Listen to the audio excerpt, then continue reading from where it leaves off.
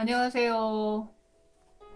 오늘 사순절 둘째 주 주일 묵상 나눔 함께 하도록 하겠습니다.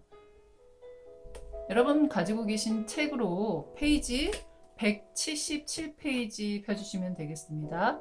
시작하기 전에 먼저 한 가지 공지 말씀을 드리면 아이들과 함께 묵상을 하면서 교재에 보면은 나눔의 시간이 있죠. 나눔의 시간이 있을 때 여러분이 가지고 있는 기기에 플레이 정지 버튼을 눌러주시면 정지한 상태에서 나눔을 가족끼리 또는 개인적으로도 충분히 묵상하시고 나누신 후에 다시 플레이 버튼을 누르시고 계속해서 묵상을 이어가시기 바랍니다. 잠깐 기도하고 같이 시작하도록 하겠습니다. 하나님 아버지 감사합니다.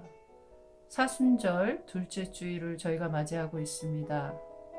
하나님, 나라가 온통 코로나라는 질병으로 하나님 어려운 시기를 보내고 있는데 하나님 바라옵기는 가정에서 사순절 묵상을 통하여 하나님 주께서 우리를 향한 계획과 뜻이 계심을 저희가 발견하길 원합니다. 예수님이 고통을 겪으시고 주님 골고다 언덕을 올라가셨던 것을 묵상하며 또한 주의 죽으심과 주님 우리를 위해서 받으셨던 고통에 대해서 우리가 작지만 묵상을 통하여 함께 나누고 아버지의 사랑이 얼마나 크신지 또 저희를 향한 하나님의 그 마음이 얼마나 많으신지 저희가 깨닫는 시간 되기를 원합니다. 이 시간 같이 하는 우리 아이들 하나님 함께 해주셔서 주님 성령께서 이 시간에 우리의 마음을 만져주시고 주의 마음을 충분히 깨닫는 은혜의 시간 되게 하여 주시옵소서. 감사드리며 이 모든 말씀 예수 그리스도 이름으로 기도합니다. 아멘. 여러분 가지고 계신 책 페이지 177페이지 보겠습니다. 첫째 마당 인사해 주세요. 가족들끼리지만 샬롬 인사해 주시기 바랍니다. 저한테도 인사해 주세요. 샬롬. 또 그리고 둘째 마당으로 그러면 저희가 바로 넘어가 볼까요? 그림을 하나 보여드릴게요. 그림이 보이시나 보세요.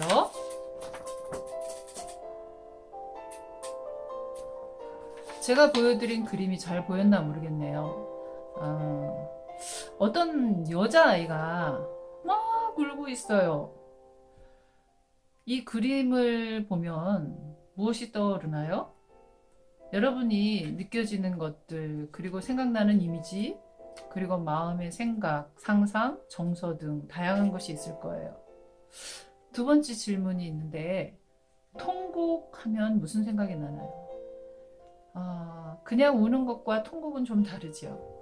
이 그림을 보면 우리 여자아이가 그냥 작게 우는 것이 아니라 아주 대성통곡을 하고 있는 것 같은 느낌을 받게 되는데요.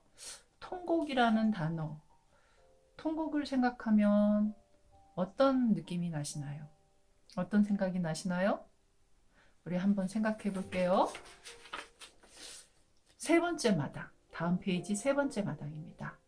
하나님의 말씀, 두 가지로 말씀이 나와 있는데요.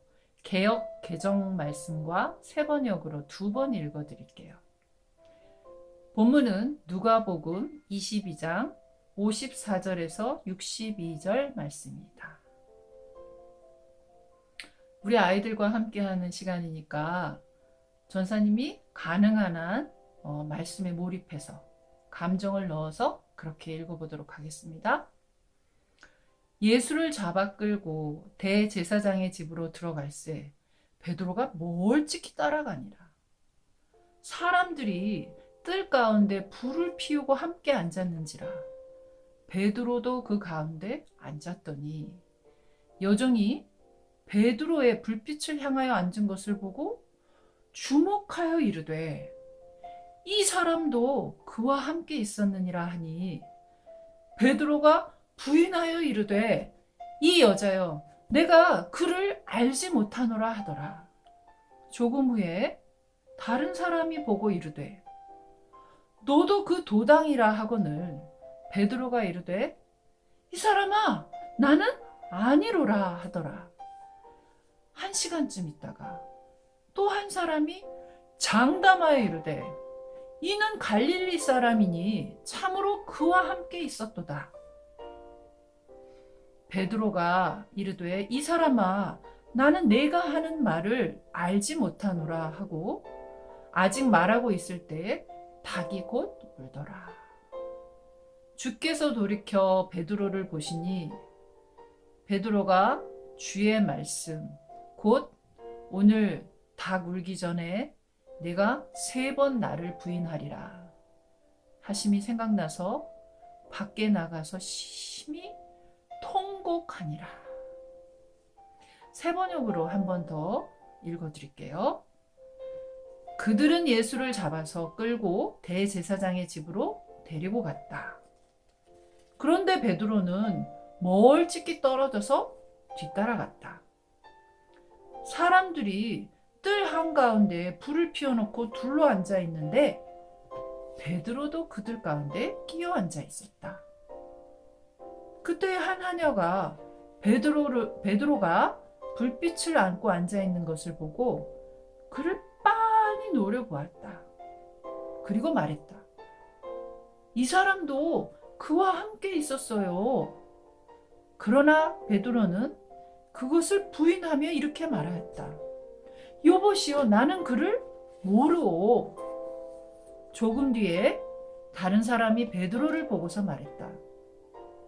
당신도 그들과 한패요. 그러나 베드로는 아니 이 사람아, 나는 아니란 말이요 하고 말하였다. 그리고 1시간쯤 지났을 때에 또 다른 사람이 강경하게 주장하였다. 틀림없이 이 사람도 그와 함께 있었소. 이 사람은 갈릴리 사람이니까요.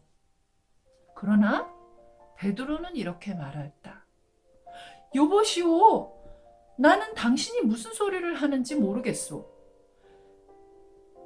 베드로가 아직 말을 채 끝내기도 전에 곧 닭이 울었다. 주님께서 돌아서서 베드로 쪽을 바라보셨다. 베드로는 주님께서 자기에게 오늘 닭이 울기 전에 내가 나를 3번 모른다고 할 것이다 하신 그 말씀이 생각났다. 그리하여 그는 바깥으로 나가서 비통하게 울었다. 좀 말씀이 다가오시는지 모르겠네요. 우리 아이들과 잠시 말씀을 한 번 더 읽어봐도 좋겠습니다. 4번째 마당, 생각 벗기를 하도록 하겠습니다. 2번째 마당에 그림이 있었죠. 그림을 보고 생각했던 것을 한번 나눠보세요. 전사님이 다시 한번 들고서 할게요. 여기 여자아이가 있는데 이 사람은 무엇 때문에 이렇게 울었을까요? 한번 생각해 볼까요? 여러분은 아주 크게 통곡하고 울어본 적이 있나요? 4번째 질문이에요. 여러분은 크게 후회하고 회개한 적이 있나요? 5번째, 이 그림을 보고 여러분이 마음에 떠오르는 것으로 제목을 한번 붙여봐 주세요.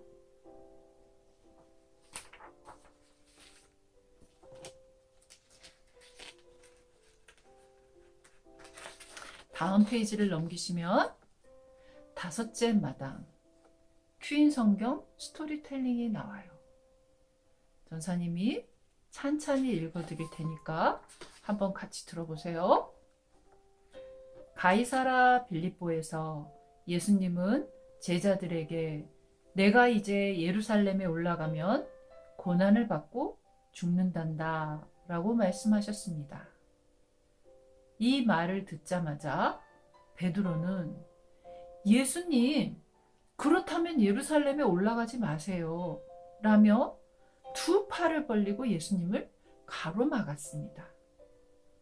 예수님은 베드로야, 아니란다. 내가 예루살렘에 올라가 죽어야 한다. 라고 말씀하셨습니다.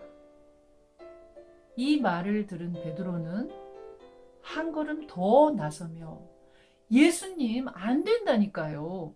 라고 강하게 말했습니다. 예수님은 베드로야, 예루살렘에 올라가면 나는 사람들에게 잡혀갈 것이란다. 라고 말씀하셨습니다. 베드로는 주먹을 불끈 쥐며 예수님을 잡아가는 사람들은 제가 가만두지 않을 거예요. 라고 말했습니다. 예수님은 빙그레 웃으시면서 베드로야, 너는 닭이 울기 전 나를 모른다고 3번 부인할 것이니라. 라고 말씀하셨습니다. 그러자 베드로는 펄쩍 뛰면서 제가 예수님을 배반하다니요. 다른 사람은 몰라도 저한테는 그런 일은 절대 없을 겁니다. 라고 자신 있게 대답했습니다.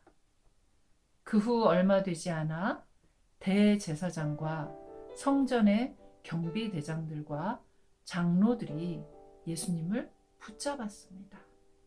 그리고 대제사장 집으로 끌고 갔습니다. 제자들은 너무 두렵고 무서워 이리저리 다 도망쳤습니다. 베드로도 두려워 도망가려고 했지만 예수님이 걱정되어 차마 도망가지 못했습니다. 그렇다고 대제사장과 경비대장에게는 무서워서 가까이 갈 수도 없었습니다.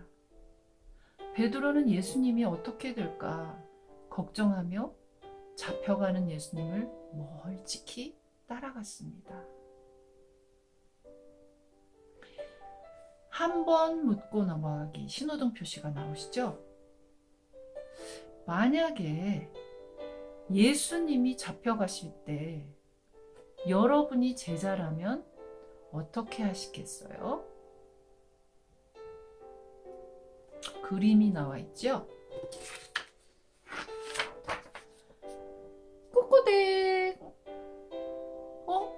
불도 있고 어떤 사람도 있고 가운데는 베드로라고 보이는 사람도 있어요. 또 여자 하녀도 있네요.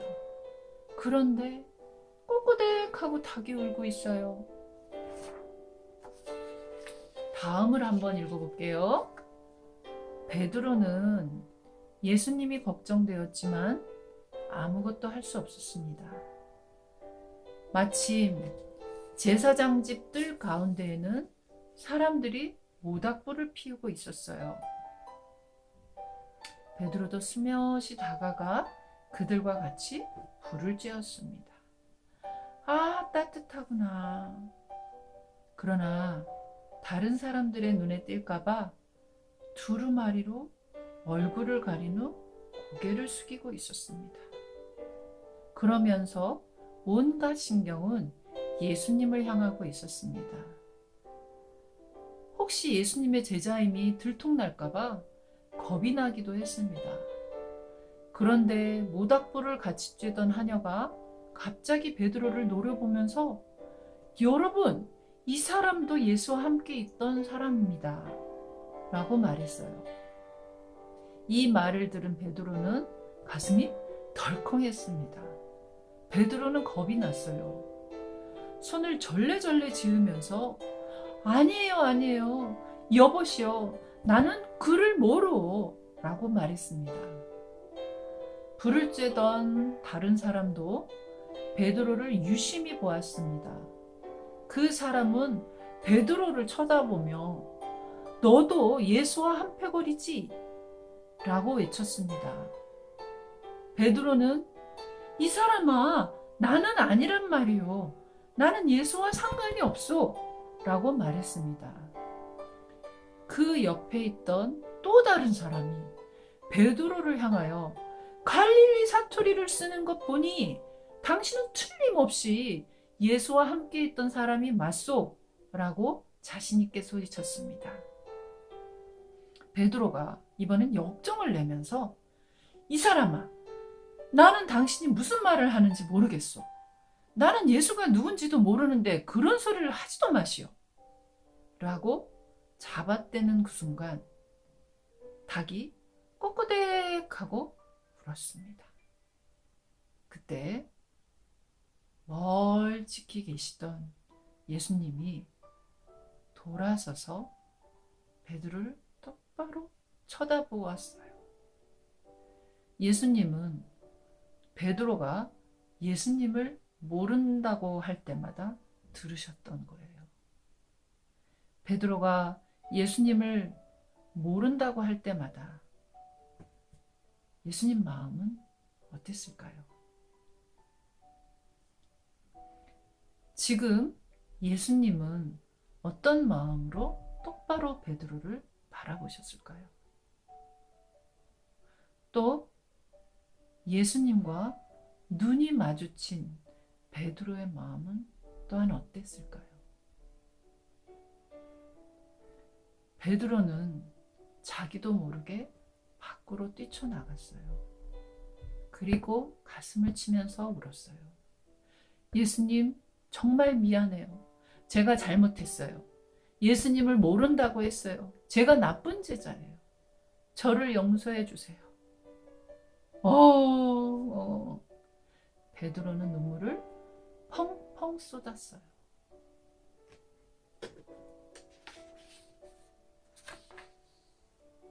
여섯째 마당입니다.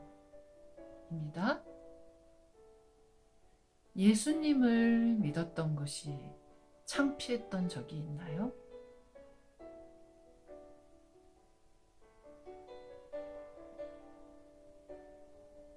두 번째 마당입니다.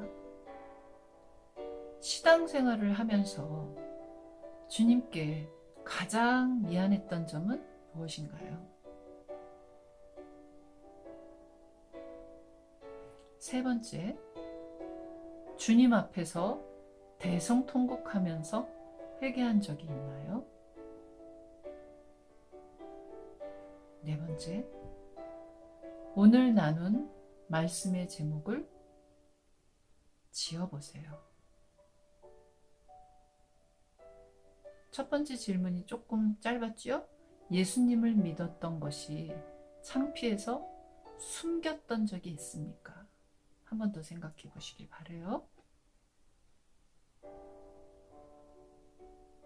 그리고 오늘 나눈 말씀에 대해서 여러분만의 제목을 지어보시기 바라요. 일곱째 마당 기도로 마치도록 하겠습니다. 플레이 버튼을 잠깐 스톱하시고 성령께서 여러분의 마음을 만지셨다면 가족 중에 한 분이 그리고 개인 스스로가 하나님 앞에 먼저 잠시 기도하는 시간을 가지도록 하겠습니다.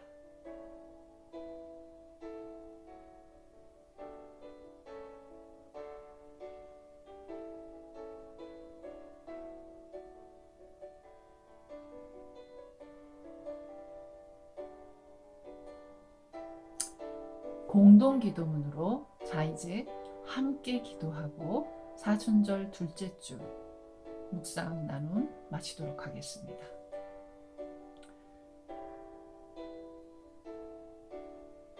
제가 읽을 때 여러분도 집에서 같이 해주시기 바라요.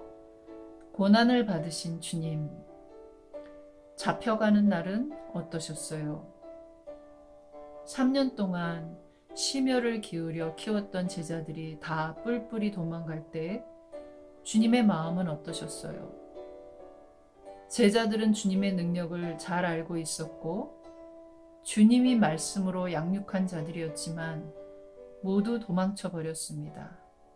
주님, 저 같으면 쓸쓸하고 허전했을 것 같아요. 어쩌면 배신감까지 들었을 거예요. 그러나 주님은 잠잠하셨어요. 서운함도 없으셨어요. 오히려 제자들을 불쌍히 여기셨어요. 그나마 베드로는 도망가지 않고 멀찍이 주님을 쫓아왔습니다. 주님, 저도 베드로처럼 주님이 걱정되면서 두려워했을 것 같습니다. 예수님을 부인했던 베드로처럼 저도 예수 믿는 것이 부끄러워 숨긴 적이 있었습니다. 주님 많이 죄송해요. 주님 저에게도 베드로에게 주신 은혜를 허락하소서. 꾹꾸댁 소리가 나자 뛰쳐나간 베드로처럼 주님의 음성을 기억하게 하세요. 가슴을 치면서 울었던 베드로처럼 제 가슴을 치며 펑펑 울게 해주세요. 예수님 정말 미안해요. 제가 잘못했어요. 제가 나빴어요. 저를 용서해 주세요. 가슴을 치며 울 수 있는 은혜를 허락하여 주시옵소서. 저를 품어주시고 용서해 주시는 예수님 이름으로 기도드립니다. 아멘. 사순절 둘째 주 묵상, 주일 아침 묵상 함께 나누었습니다. 여기서 마치도록 하겠습니다. 샬롬.